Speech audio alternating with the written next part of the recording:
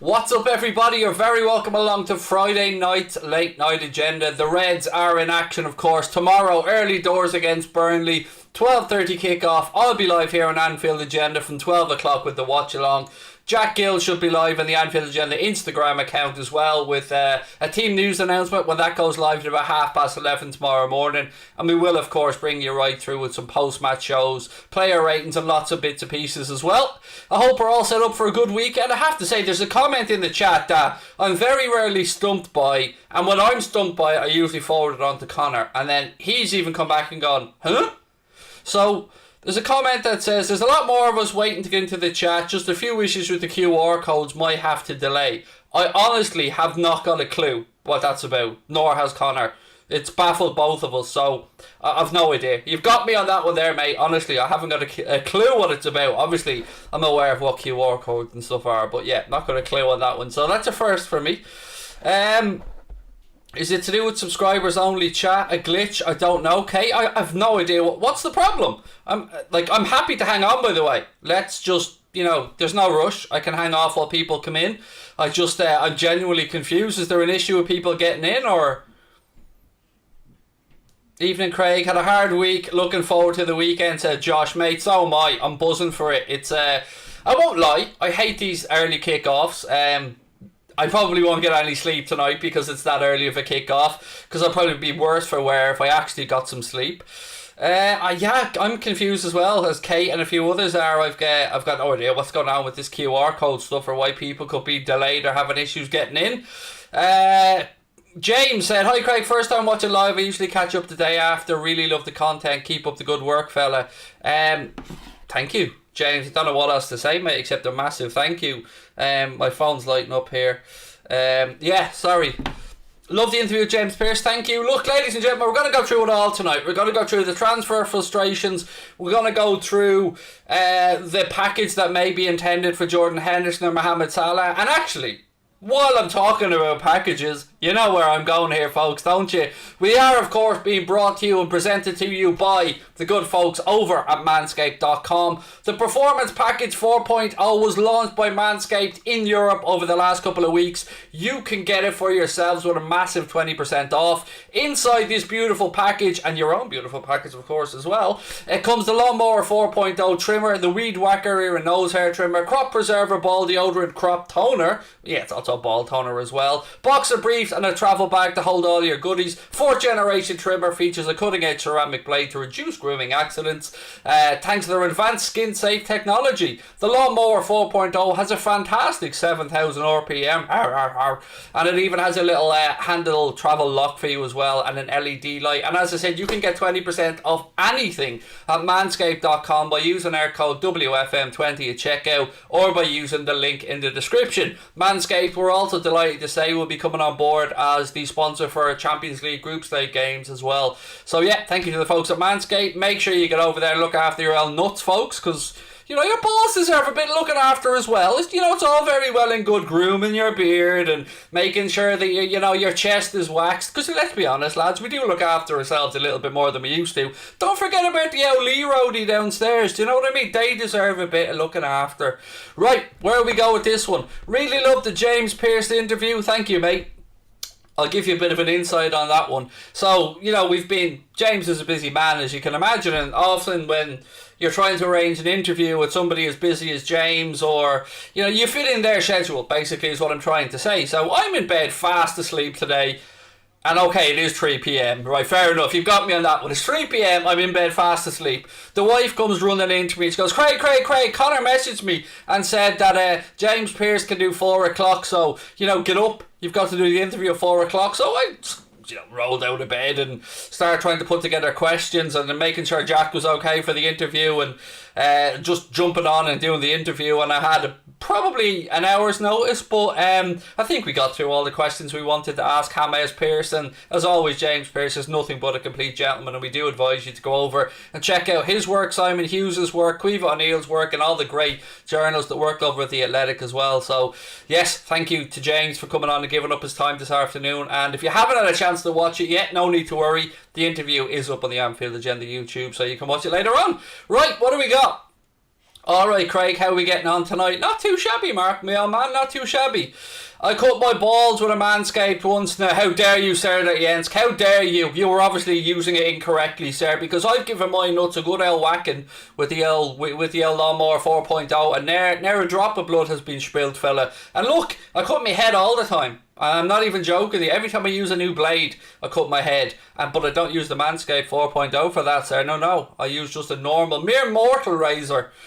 Yes, I want to start off as well by, of course, saying a massive condolences to Fabinho and his family. Obviously, for those of you that may or may not be aware, Fabinho's father suddenly and sadly passed, and we just want to send on our sincere condolences to Fabinho, to his wife Rebecca, and to their entire family. Of course, it's never easy to lose a loved one, and obviously we've had Alisson lose his father a while back, and Fabinho now as well, and of course all our love, thoughts, condolences and best wishes are with Fabinho and his family at this very difficult time.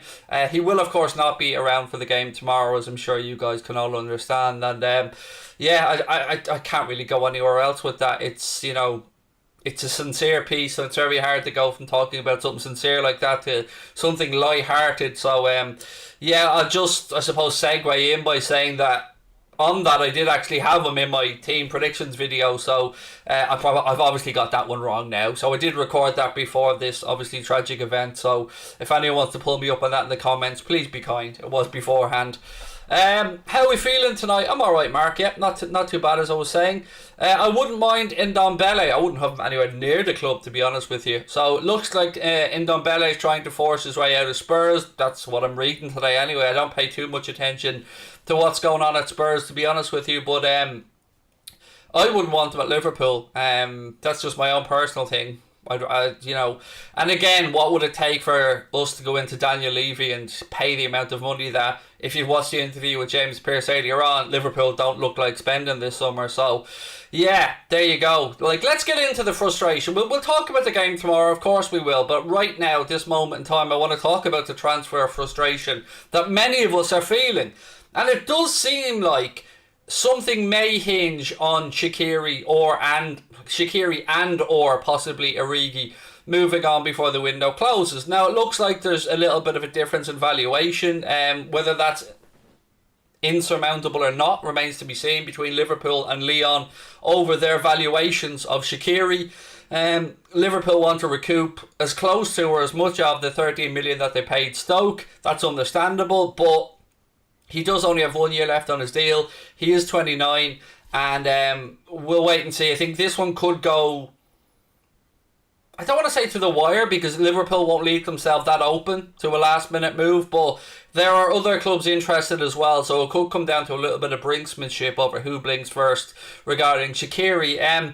Interestingly, Origi, speaking with James Pearce earlier on, said that, there's no huge rush or push from his side to try and engineer the move away from Liverpool.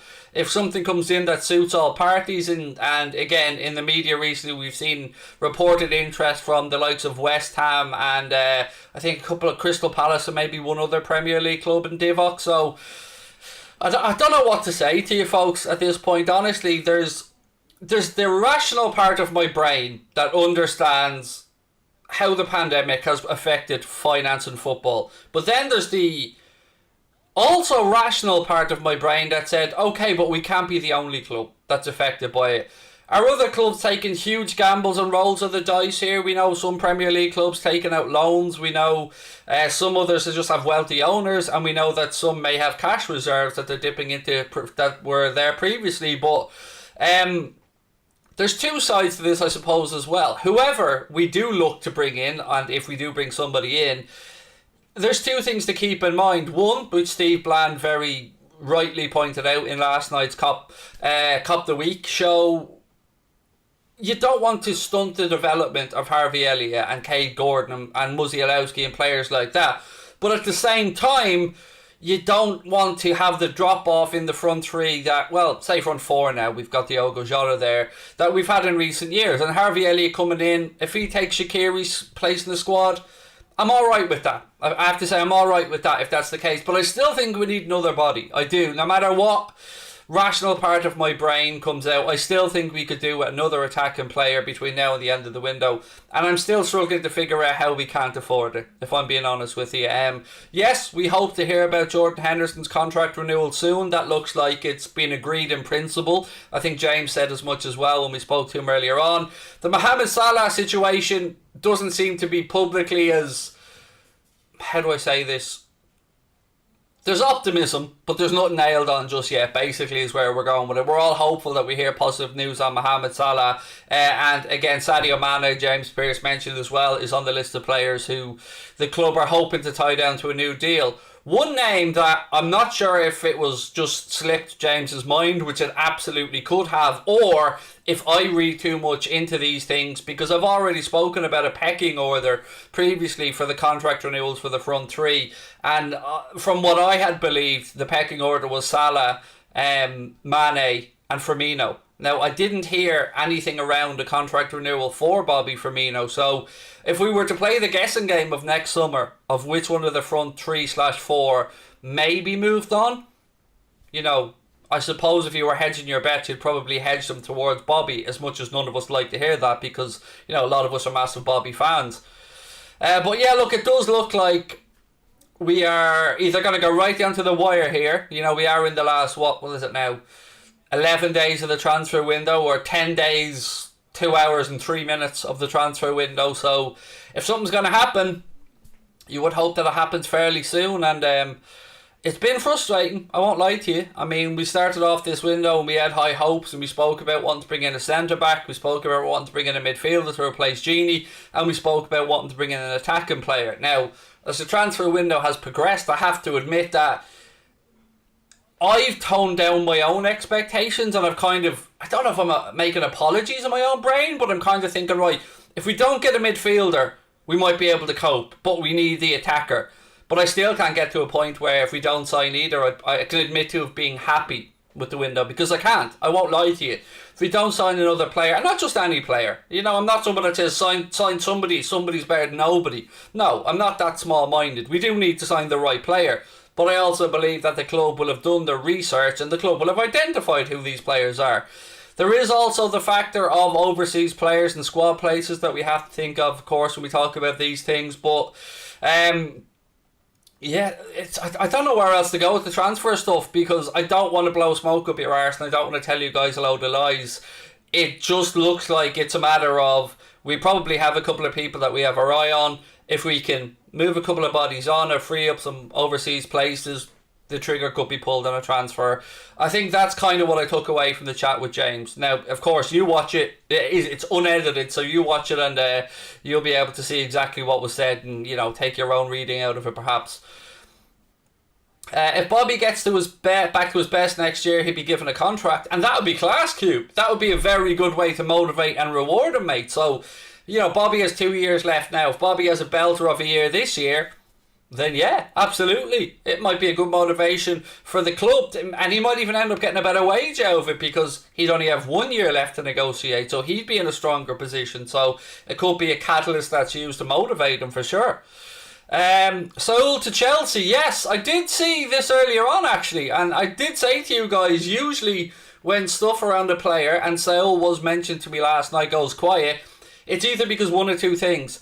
There's something working behind the scenes that everybody's managing to keep quiet, or the club have decided not to move him on. Now, we've kind of known that Atleti are open to moving Saul on, and it looks like Chelsea are again keeping an eye on the situation. So let's just play fantasy manager here for a second. And Chelsea managed to get the deal done for Saul to go to Chelsea. They've already brought in Romelu Lukaku. And I don't know how things stand with Jules Koundé at the minute. I know they certainly want to try and bring him in, but I don't know where that deal is, whether it's further along or not. So, again, it's another club, another one of our direct rivals who will have strengthened massively over the past few windows. Then you look at United, obviously, that they've brought in Jadon Sancho, they've brought in Rafael Varane. They may do a little something else before the window closes. And Manchester City have signed Jack Grealish, and, you know, they're waiting to see how many more toys Harry Kane has to throw out of his pram before deciding whether that can be a deal that can be done or not. Now, the valuations that Daniel Levy seems to be putting on Harry Kane are beyond what any rational human being outside of Manchester City may feel are fair valuations. Let me just put it that way. Craig, thoughts on Mbappe and United links? That it's absolutely 100,000,000% never going to happen. So, Mbappe is not going to end up at Manchester United. Mbappe will end up, most likely, I would say, at Real Madrid. But there is more chance of him ending up at Liverpool than there is at United. I am very, very, very, very, very, very confident that I can say that without worrying about Mbappe ending up at United. So, yeah. I'd say you could put that one on Bullshit Island, the Mbappe. Look, Mbappe to Liverpool probably belongs on Bullshit Island as well. Look, we all know that Real Madrid have their sights set on Mbappe. It's just a matter of them trying to figure out a way that they can massage the numbers to make it work. Maybe they go down the route of PSG and start selling tokens or NFTs and stuff like that to bring some extra cash their way, shall we say. What have we got? Thoughts and prayers with Fabinho. Absolutely, completely echo those sentiments. Hello to everybody else that's coming in. I don't know if notifications have gone out or whatever, but people are starting to come in and welcome. And, any questions that you guys want to throw into the chat tonight, have at it. You want to talk about the game tomorrow, no problem. I don't really have an agenda as such set out tonight. I thought I'd have more of a chilled one and just come in and see, what you guys want to chat about. What would be your ideal signing this summer? Who asked that question? Louis, thank you.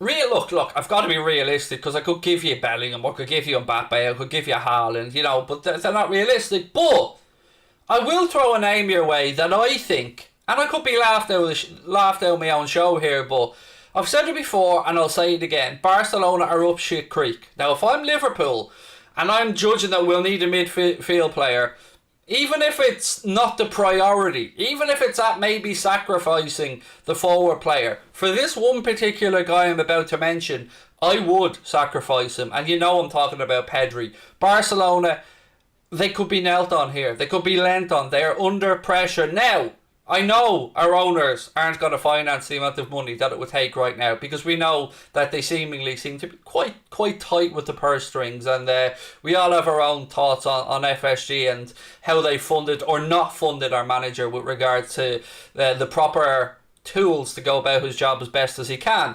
So yeah, Pedri is the one that I would like us to go and get. And I think he's achievable. I genuinely think that there will be a number that will get him out of Barcelona as the window goes on and they become more desperate. Mariba is entirely realistic. For those mentioning him, he's on the way out the door one way or the other. I think Mariba has about 12 clubs that are interested in him, and he's a very good player. But you asked me for my ideal summer signing, and Pedri is a huge talent that is, after playing a lot of football, had a good breakthrough season at Barca. I think it was Las Palmas he came in from, if my memory's correct. Obviously then went to the Euros with Spain, went off to the Olympics as well. So yeah, hasn't really had much of a break either. Has played an unholy amount of football over the past season.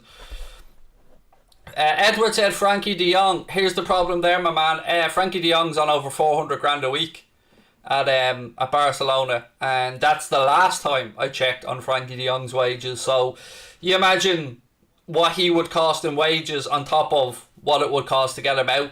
And I still think that Pedri would be a better footballer anyway, so I still think the numbers, if he could afford them, would be better used for Pedri. Just my opinion though, and that's all this is, I suppose, is just us having opinions. Buying Pedri, that's a filthy idea, Craig. Look, I've said it before, I have no sympathy for Real Madrid, Barcelona and clubs that are suffering financial difficulty, because they've got themselves into this through massive financial fuck-ups and mismanagement. If you could ask me neighbour, or any of you people in the chat, if Griezmann and Coutinho were going to be great signings in Dembele, if that was the guts of, let's say in euro, probably about 375 million euro. Wouldn't take a genius to figure that out. That's probably not the best way to go and spending all that dirty Neymar money that you couldn't spend quick enough. So yeah, I mean, look, it's their own fault, and I am somebody who grew up seeing Real Madrid and Barcelona come in and cherry pick the best of talent from the Premier League, whether it be Cristiano Ronaldo or Gareth Bale, Luis Suarez, Felipe Coutinho, whoever it might be. And I got a pain in my bollocks seeing it happen every single time. Now the shoe's on the other foot.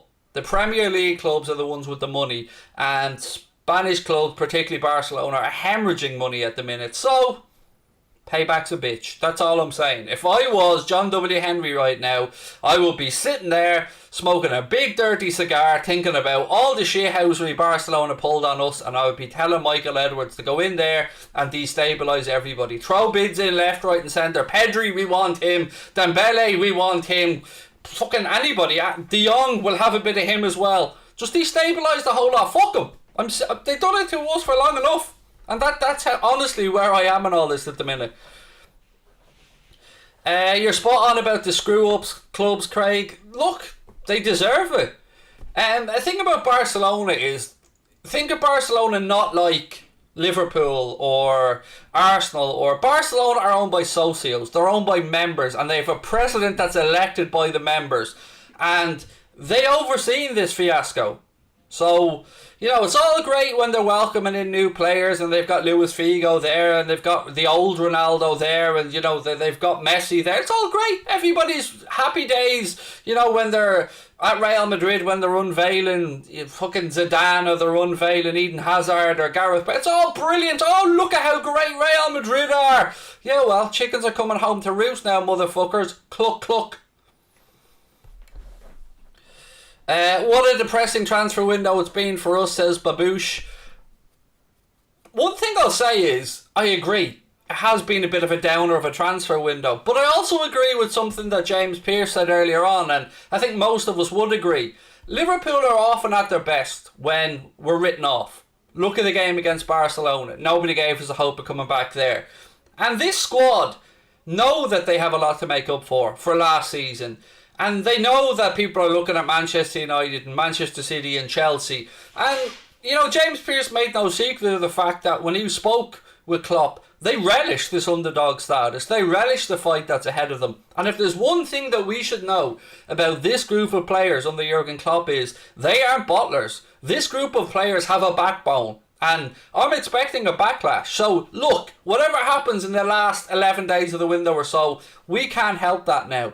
But what we can do is make sure, if we're on social media, fine, have a pop at the owners by all means, but get behind the players, get behind the manager, because this group have achieved special things. They're still together. Yes, we might not have added as many as we liked, but we've managed to keep the group together, and there is a positive in that. So let's get behind them, and let's see where we can get this season, because how sweet would it be to get these guys over the line for another trophy, having had so many people write us off and so many people talk about Liverpool being a finished club, Liverpool being next season FC and all this kind of stuff. Okay, the talking will be done on the pitch. Let the games commence. That's all I've got to say, really. Let the games commence. It's season time. Our starting 11 is the best in the Premier League. We don't have the same depth as other teams. Do you want a hammer in the kitchen? He is. He's fucking building IKEA furniture in there. I don't know what they're doing in my kitchen, but it sounds like they're putting up an extension or something. Our starting 11 is the best in the Premier League. We just don't have the same squad depth as other teams. Yeah, it's I don't know about that, you see. Like, I will admit that there are areas that if we suffer an injury or two, we have a drop off from, but I think the main one we talk about is the drop off from the front four. So I kind of, this is where I'm a bit of a hypocrite, because I'm going back and forth in my own head here, and I'm going through the positions. I think, okay, at right back we could probably deal with another right back, but we're being told Conor Bradley is the answer, and from what I've seen of Conor Bradley, he looks top quality, so let's work on that. Left back seems to be sorted. Costa Simicas. Centre back area, well, we've got what? 1, 2, 3, 4. 4 absolute first teamers. We still have Nat Phillips. You know, we still have as owned by Liverpool Football Club, Billy Comedio, Sepp van den Berg, all players. Sepp out on loan, of course, as well.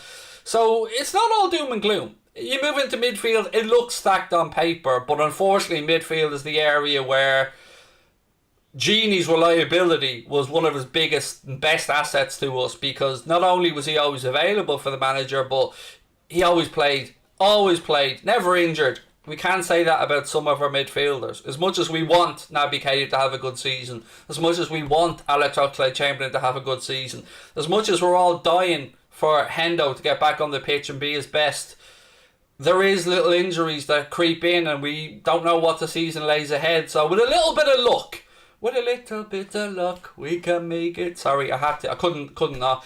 I'm trying to be optimistic. There's enough people out there that are going to try and drag us down.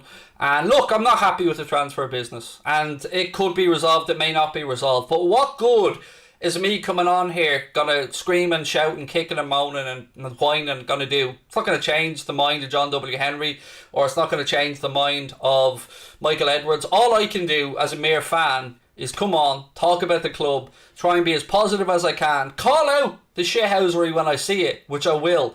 But I've got to try and be positive as well, because I'm sick of seeing negativity in a lot of fan content. And if we lose games, you know, we'll dissect them. We'll talk about who was shit and we'll talk about who played well. And I'm sure there'll be moments where I'm screaming at the TV during the season. But all in all, I do feel sneakily optimistic going into this campaign. I do. I feel like, as James Pearce said, we are maybe being written off by a lot of people, and this is the group that won the Premier League. This is a group that won the Champions League. This is a group that were champions of the world. So continuity is important, and you know, I guess, look, we'll know. And the January window will be there as well, so, you know, I'm trying to be positive, folks, but stick with me on this one, because we've got the game tomorrow to look forward to, and hopefully if we get another 3 points, then that's 6 out of 6. Manchester City, as an example, they lost their first game. They're already playing catch up with us. So, you know, fingers crossed is all I'm saying. Let's try and stay positive. Frank Lampard or Frank Sinatra? Frank Sinatra, of course. I mean, it's Frank Sinatra. Team spirit is way more important than a good signing, said Diablo Norway, and our team spirit is fantastic. There's one thing we've always known about this group is they're a tight-knit group and they get on well, and that dressing room, I think, is filled full of good characters. Craig, will you be going to any games this season? Like everybody else, mate, it's dependent on if I can get a ticket.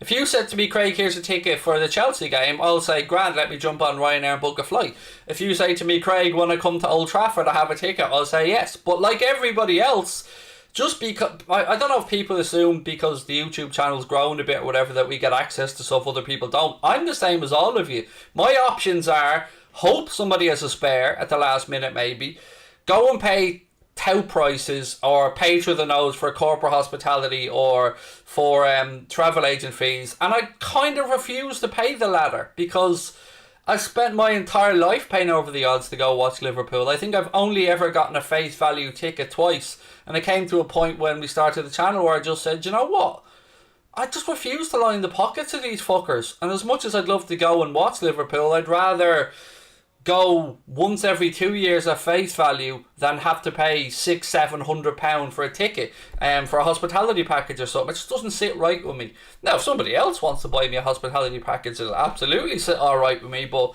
basically what I'm saying is I've no access to tickets the same as most other people. So yeah, my trips to Anfield are probably as limited as the availability of tickets. Right, what else have we got? Liverpool develop superstars, we don't buy them. Harvey Elliott will be a £100 million player by the end of this season. I don't know, I mean, I'm loving where you're going with this, Craig Challoner, don't get me wrong, buddy, but I don't know if he'll be there quite by the end of this season, but I will stand over you that I think he will become a £100 million player. Not sure about FSG, but accept that John W. Henry is a winner. Compare him to the guy that owns Arsenal. Yeah, look, I don't want to get into to me, the Super League was the last straw for me with the owners. I've got fuck all trust left with them. I'll be honest, like, I'll call a spade a spade. they'll do some good stuff, they'll do some bad stuff. I can't help the fact that they own the club. Me saying anything is not going to change that. But from a personal perspective, I balanced up both sides, and the Super League was the last straw for me. That was the ultimate betrayal of the fans, as far as I'm concerned. To go behind everybody's back and pull that shit and just drop it, I can't ever forgive that. Not that it matters, you know. Who cares whether I forgive it or not? I'm just telling you my opinion. I think the team's in good shape. I like we don't just shell out massive money every transfer. Our best transfers come from long-term tracking and getting the best. If Choo Bellingham, I did ask James Pearce about Choo Bellingham. I had to get it in. I couldn't let the stream or the interview go without talking about a bit of Bellingham. What is your favourite game you've watched live? Well, as in attended Istanbul. I also really enjoyed when we battered Everton 4-0 at Anfield. That was a game when it was Brendan Rodgers and fucking what's his name, manages fucking Belgium now. Roberto Martinez was managing Everton at the time. Unfortunately, Romelu Lukaku did his ACL, and look, I say the same thing. I never wish anybody an injury, but that was a great game when we absolutely hammered them 4-0. I was in the main stand at the time for that one, and that was class. I really enjoyed that particular night as well. Craig, how are you doing it, mate? How are you doing? I thought you said, how are you doing it? And I was like, what's it? I'm alright, mate. I'm alright. How are you? Is it Dalieka? I hope I pronounced that one okay. But yeah, thank you. I'm doing alright. FSG doesn't care about the fans. Damn right. Especially when you hear terms like legacy fans. I'd say we're more like punters or consumers at this point. I honestly think we'll sign a couple of players, said Mick Wall. I'm still fairly confident we'll get one done, Mick. I mean, again, if you put £50 down in front of me and ask me two sides, yes or no, will we sign somebody, I'd push the 50 quid to the yes side. I do think we will get somebody in. It's just not ideal that it hasn't happened earlier in the window. But look, there are mitigating circumstances. James says, no way you were at Istanbul. I was also in Athens when we lost, which wasn't anywhere near as pleasant an experience. Craig, thoughts on Noni Manduki, PSV youngster, 18-year-old? Haven't got a clue.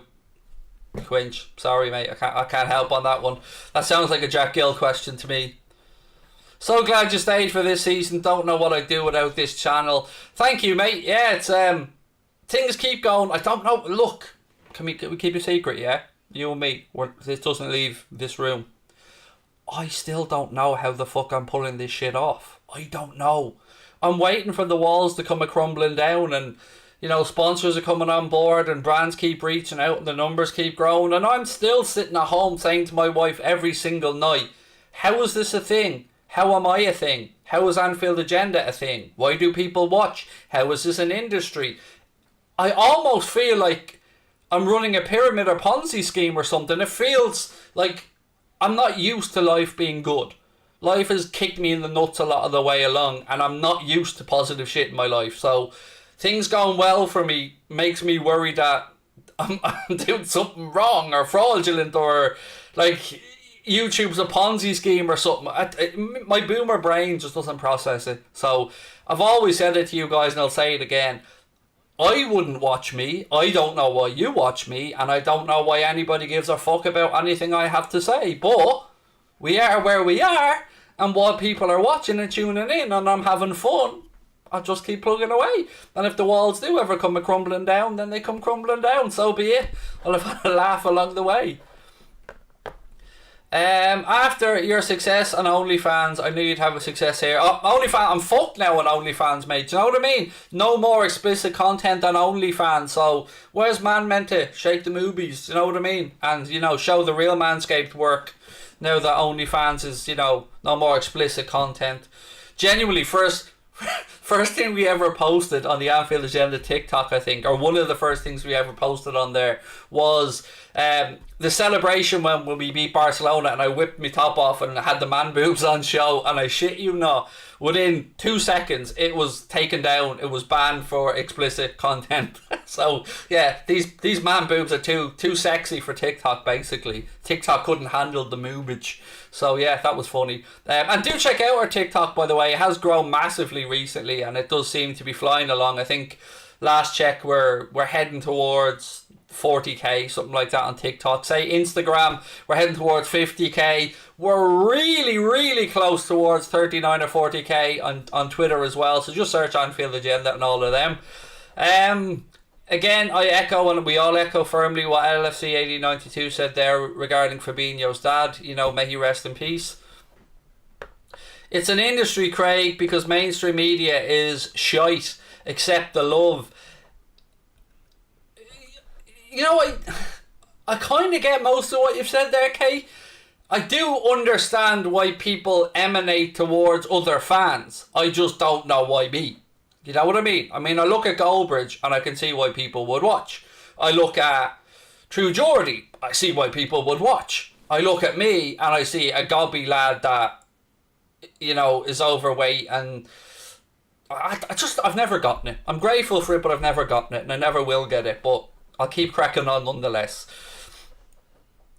I still think a player nobody has spoken about at all will end up on the 30th of August, will complete the day after the Chelsea game. Oh, I'll take that one, mate. Yeah, I mean, I wouldn't mind a bit of transfer deadline day stuff either. I mean, I think I'm going to be on That's Football for transfer deadline day. This weekend, excuse me, I know a lot of you guys come across from That's Football and stuff as well, so I just want to let you know what I'll be doing this weekend. Obviously tomorrow I'll be doing the watch along of the Burnley game from 12 o'clock right here on Anfield Agenda. I will be on That's Football with Mark on Sunday? I need to check my own calendar. That's how dumb I am. What day are we today? Yeah, I'm doing the Arsenal game with Mark Goldbridge on Sunday on That's Football, the 4 o'clock game, and then I am doing the West Ham Leicester game myself on That's Football on Monday night as well. So make sure to come over and join me for a bit of fun for those as well.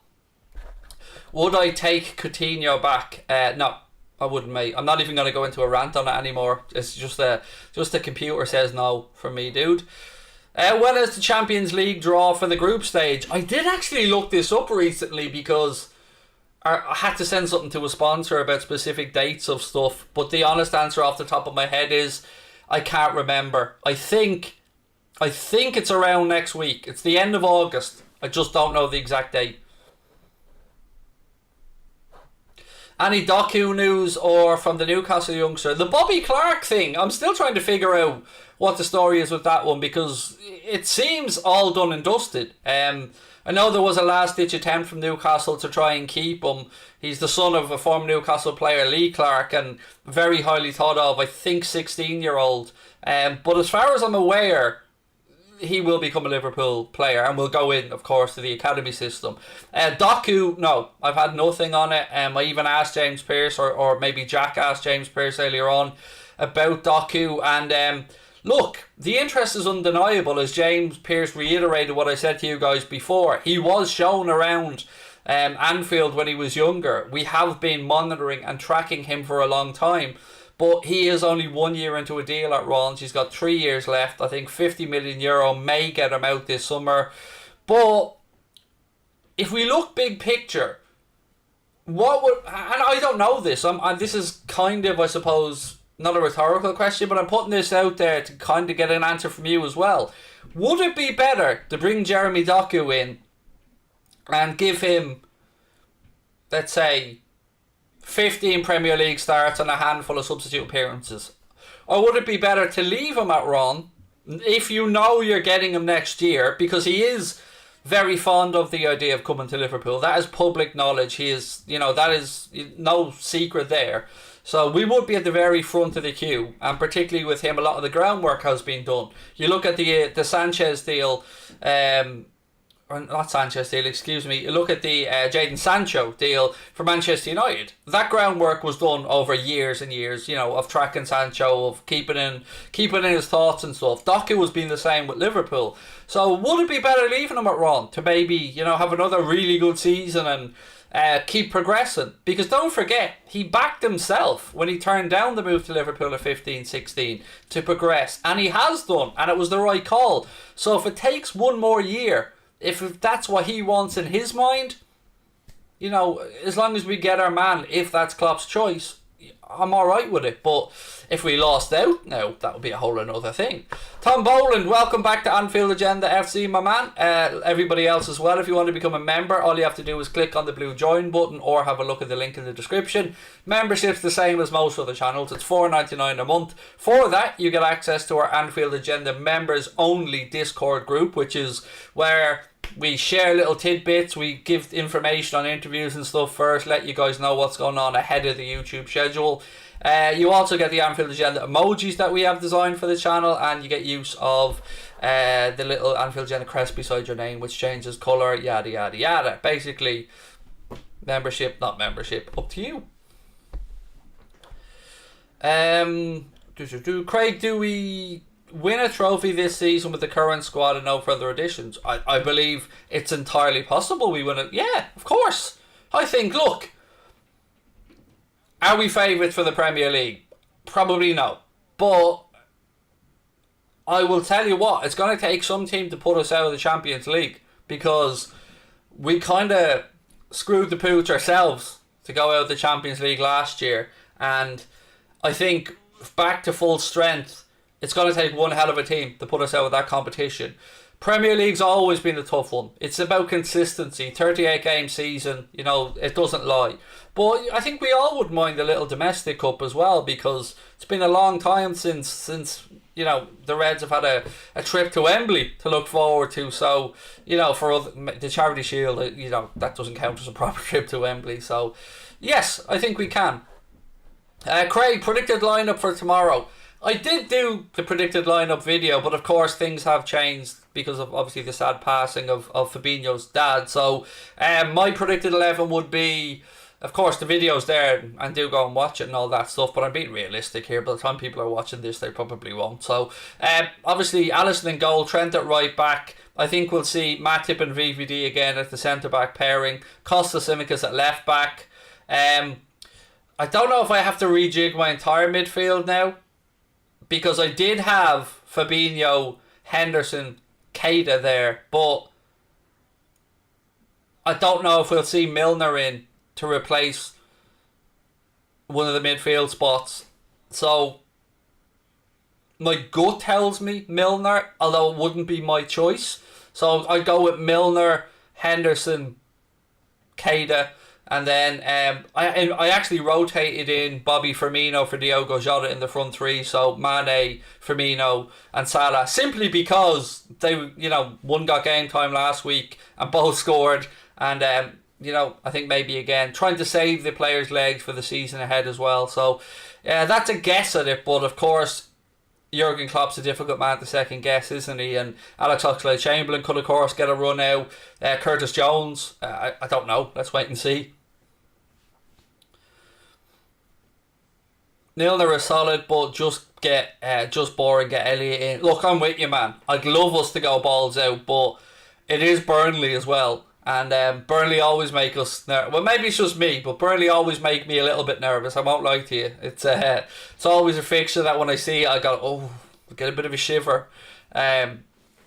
So, look, let's wait and see. Let's wait and see what happens tomorrow. But I suppose the main thing is we want to get through the game with no injuries, and we want 3 points out of it. And anything after that, we'll discuss it tomorrow in the post-match shows. Atletico and Real knocked Liverpool out in 1920 and 2021. Liverpool definitely have something to prove this year, because those exits were poor because of mistakes and terrible first leg performances. I agree. Particularly the Real Madrid one, because I said it at the time. I said Chelsea are gonna do Real Madrid. They're gonna put them out. They're better than Real Madrid, and I thought we were better than Real Madrid, and I still think we should have done better. Atletico, look, we know what happened. We don't need to go back over it. But yeah, it was particularly frustrating last year at a time where we could have really done with that little boost. Now it ended up, we had a miraculous end to the season thanks to Alison Becker's beautiful head and some really good work from the boys. But yeah, let's wait and see. Craig, any LFC tattoos? Yes, I've got one on my leg, a Liverpool one. Do I have a fantasy team? I do. It's called Heronomics FC, and I'm only in a league with my mates, and I think I'm in Tugdad's YouTube Creators League as well somewhere. But other than that, I don't think I'm in any other leagues that I'm aware of. But, I'm crap at FPL, so... most of those signings were cheap, and the expensive ones are Coutinho. Didn't say that he hasn't gotten backed, but we need to get backed more.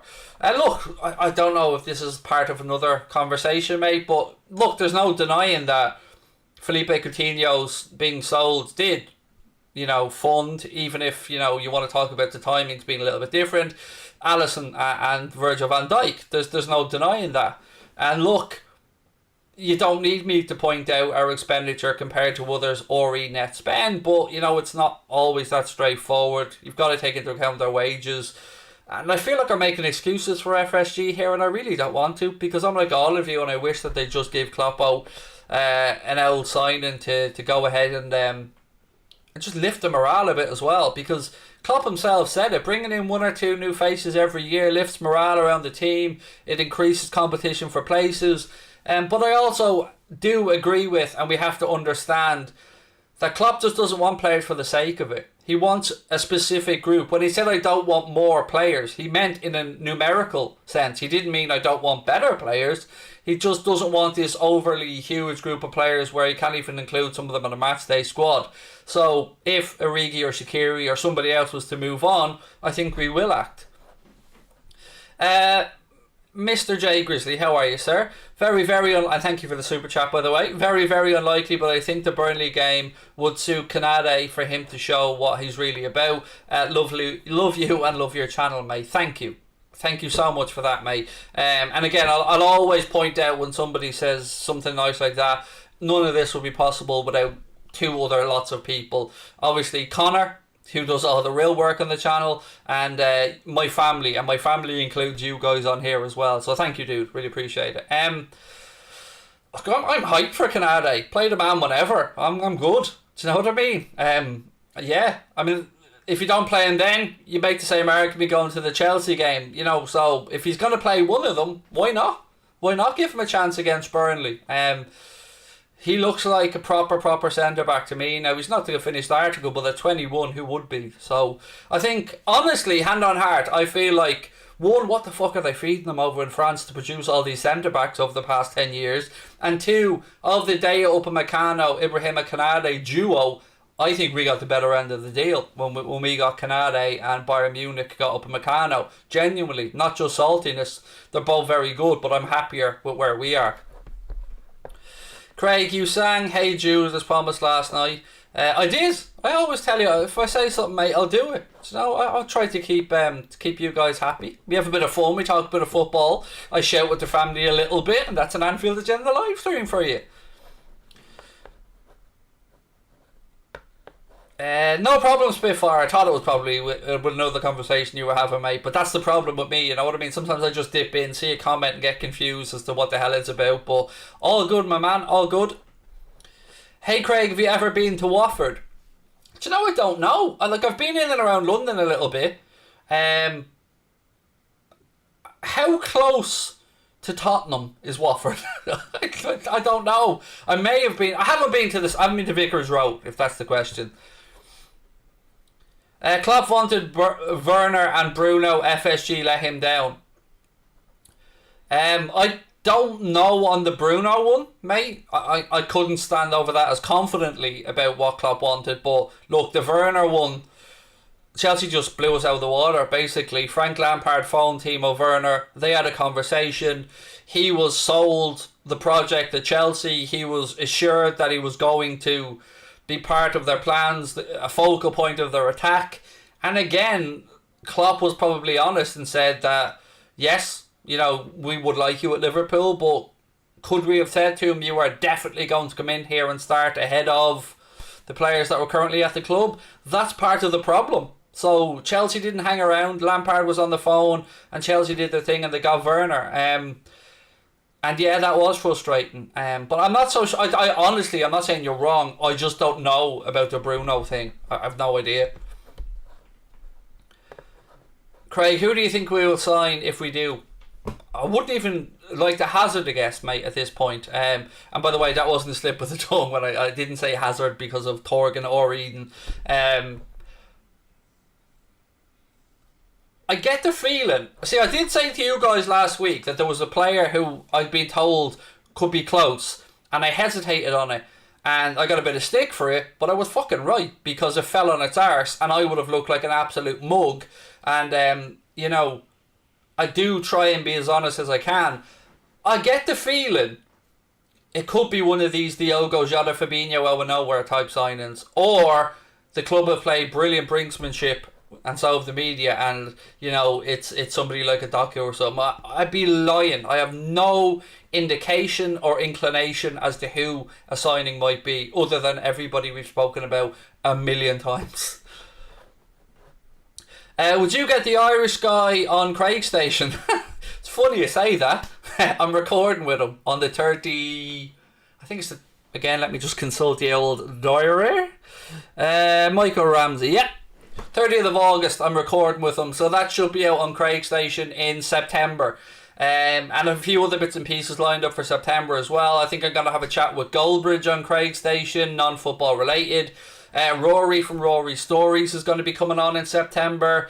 I'm supposed to be going down to Cork with Connor next week to film a chat with Gary Spike O'Sullivan, who is an Irish middleweight boxer.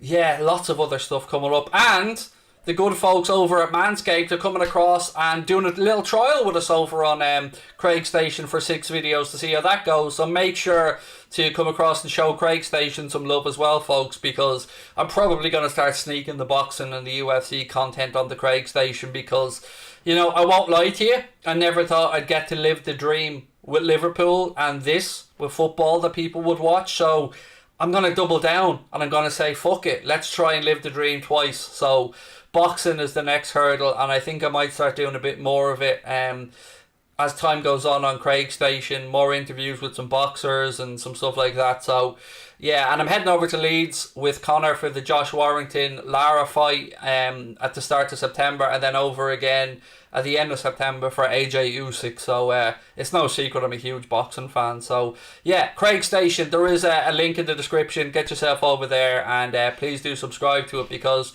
there are some cracking things coming up in September on there. We're going to do another question and answers or get to know me thing on there, so keep an eye on Instagram as well because Connor will be lashing out. It'll probably be a few weeks away, but Connor will be asking you for your questions again.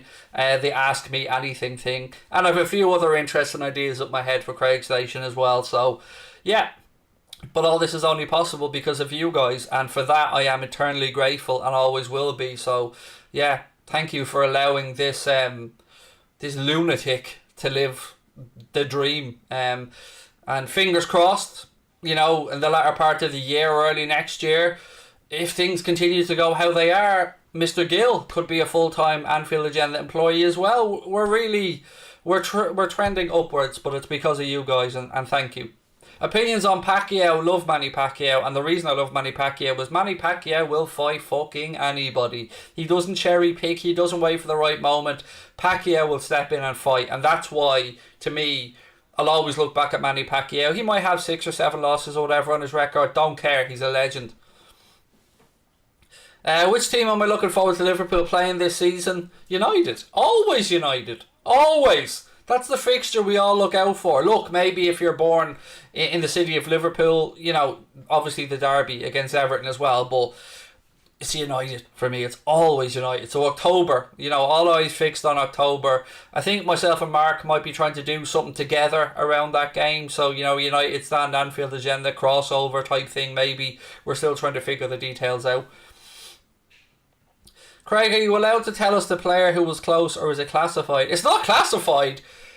It's just pointless. So it would just be me putting a name out there. And look, It's football, so anything could happen. I could drop this name out there, tell you it's bullshit, and it could be rekindled in a second. When I say it fell apart, I mean it came to nothing, not that there was no interest. What have we got here? Which team are you... I've done that one. Which team am I least looking forward to Liverpool to play? Sorry, Tom. Oh, I read your question incorrectly, Tom. I just said United, and I thought it was which one am I most looking forward for us to play. Which one am I least looking forward for us to play? I don't know if I have anyone that I'd be least looking forward to us to play, because I want revenge on Villa, obviously, because of the 7-2. I don't know, I'm always excited when Liverpool play, so there's never anybody I go, oh no, I have to watch Liverpool, you know what I mean? It's always a pleasure. Is Pacquiao better than Floyd? I think he is, says Luke. Look, Floyd Mayweather is the greatest defensive fighter of my generation. I could get into his timing of some of his fights. And I can't tell you if he's better or not. All I can tell you is who I prefer. Mayweather's record speaks for itself. It is impeccable. I think, my own opinion, that he lost at least once. To me, I thought he lost to Oscar De La Hoya. That's just my own thoughts on it. But I also think I was really pissed off when Pacquiao and Mayweather fought, because we just didn't see Pacquiao. And that's not Floyd Mayweather's fault. He won the fight, no problem. But we didn't see the real Pacquiao that night, and it's always wrangled me that we didn't see it. And if anybody wants to watch, by the way, an amazing one round of boxing, just go straight on to YouTube and Google round 9, Mickey Ward, Arturo Gatti, sit back and thank me later. And there's a very good interview actually that you can search after that with the legendary Teddy Atlas, where he speaks to Mickey Ward and they break down the trilogy with Arturo Gatti, and that particular round, they go into that as well. Sorry, I'm going off topic completely, but I did say I love boxing, I'm not lying. Opinions on Lewandowski's situation, said random name.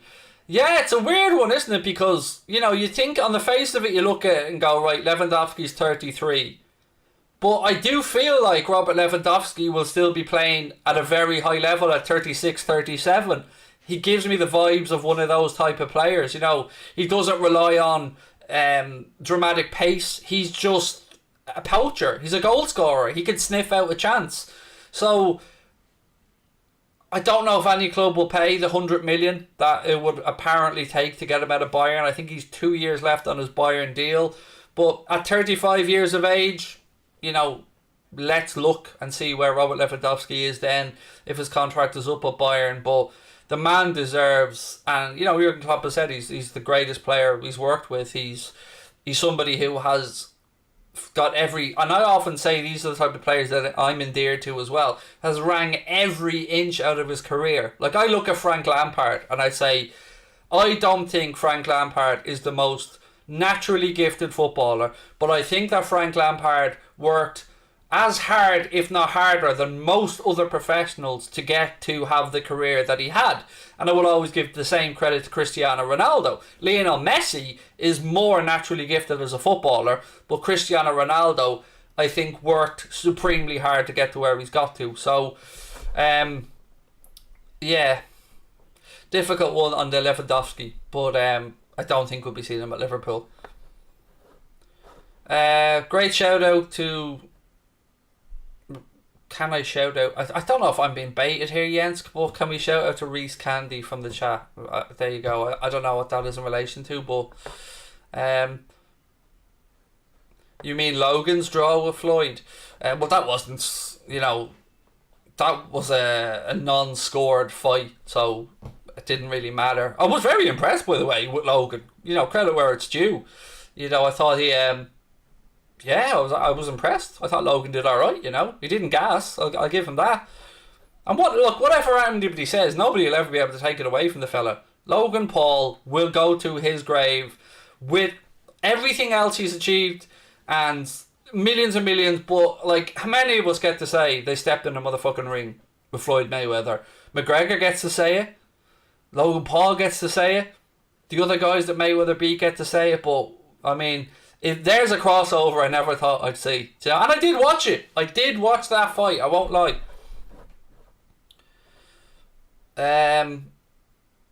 Are we talking? Well, we're saying Reese Candy. Or am I giving a shout out to like Reese's motherfucking Pieces here? Is that what I'm talking about? You know, are we gonna start talking about?